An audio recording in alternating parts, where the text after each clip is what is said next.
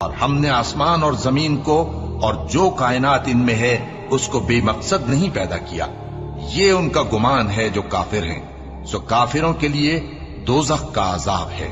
جو لوگ ایمان لائے اور عمل نیک کرتے رہے، کیا ان کو ہم ان کی طرح کر دیں گے جو ملک میں فساد کرتے ہیں، یا پرہیزگاروں کو بدکاروں کی طرح کر دیں گے؟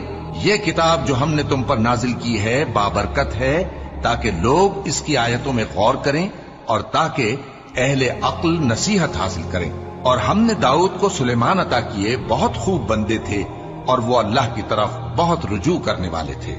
جب ان کے سامنے شام کو اصیل گھوڑے پیش کیے گئے تو کہنے لگے کہ میں نے اپنے پروردگار کی یاد سے غافل ہو کر مال کی محبت اختیار کی، یہاں تک کہ آفتاب پردے میں چھپ گیا۔